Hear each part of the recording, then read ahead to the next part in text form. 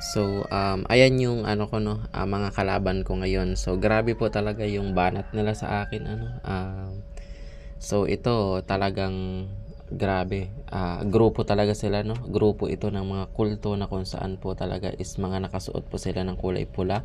Kung tingnan mo po talaga sila sa astral is talagang ang dami-dami po nila 'no. And then may nakikita po talaga ako dito, ang pinakang pinuno po talaga nila is itong mangkukulam po na ito, babae po siya. And then may kasabwat po sila na isang manggagamot.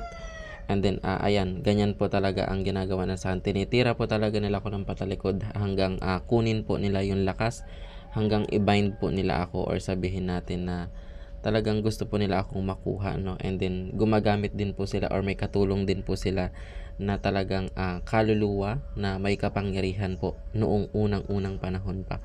So, ganyan yung labanan sa astral na tinatawag po natin 'no. Ito'y sa isip lang po lahat pero grabe po ang impact nito sa atin 'no. So, ito po talaga yung kailangan po nating labanan, kailangan po nating kunin. Ibalik po talaga sa kanilang lahat kung ano po yung ginawa nila sa atin kasi grabe po yung tama ko rin sa ngayon.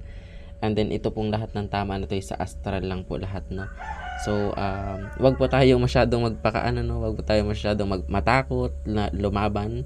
Talagang labanan po natin sila hanggang sa malupig po natin or makuha natin kung ano pong kapangyarihan ang meron sila 'no. So, sa lahat ng mga manggagamot diyan, let's fight po sa mga ganitong uri ng mga huwad na manggagamot 'no. Babae pa naman 'tong kalaban ko na ito.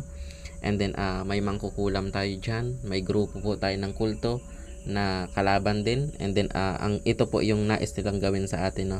Yung manghina ka, manlumo ka, and then kunin nila yung lakas mo, yung lakas natin sa may part ng likuran.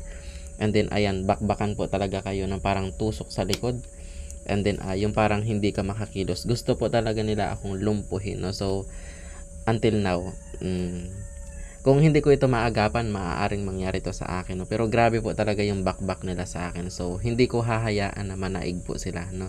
Lupigin ko po 'yan sila, kunin lahat ng kapangyarihan ko anong meron sila and then tunawin. And then ibalik po lahat sa kanila 'yan kung saan po 'yan nanggaling.